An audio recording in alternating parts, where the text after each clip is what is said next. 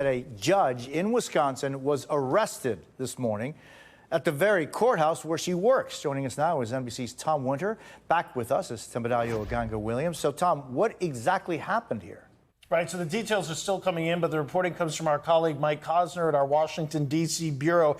He's reporting that Judge Hannah Duggan, who she's a Milwaukee County Circuit judge, was arrested this morning, quote, for allegedly assisting an undocumented immigrant in avoiding arrest after he appeared in her courtroom last week. Apparently, and by the way, we found out about all of this because the FBI director, Kash Patel, issued a tweet that has since been deleted. We're not sure why it was deleted, announcing this arrest and announcing these charges. And he said, quote, "We believe Judge Duggan intentionally misdirected federal agents away from the subject to be arrested in her courthouse, Eduardo Flores Ruiz, allowing the subject, an illegal alien," his words, "to evade arrest," end quote. So we're still trying to get some of the details as to what this individual was specifically brought into court for, what charges they were specifically facing, and some of the details of this arrest. I checked, just as you were talking to our colleague Chris Jansing there in Rome, the docket in Wisconsin, the federal charging documents have not yet been unsealed in this particular case. That's not particularly unusual when an arrest happens, and sometimes it takes a while for that paperwork. And remember, there's a time difference as well to appear on the record. So, again, still trying to get some details. But again, the arrest was apparently made at 9:30 Eastern time this morning.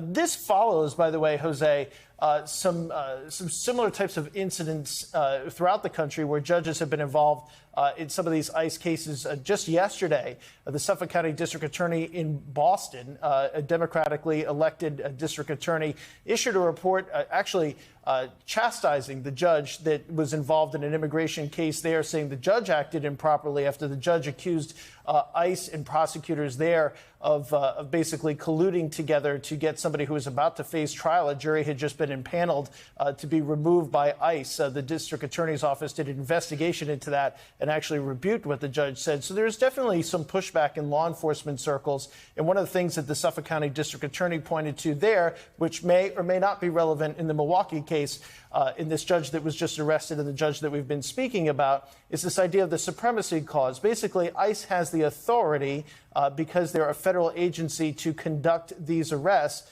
whether or not it's in a local courtroom or not. And there have been different steps and different things have been done over the years with respect to some of these arrests. And there's been a number of cases that have gone through this even all prior to this current Trump administration. So it's definitely an issue that I think everybody thought would reach a particular point. It appears that it has this morning in the case of this Milwaukee judge. We'll just have to see what charges are ultimately brought once that docket becomes unsealed, Jose.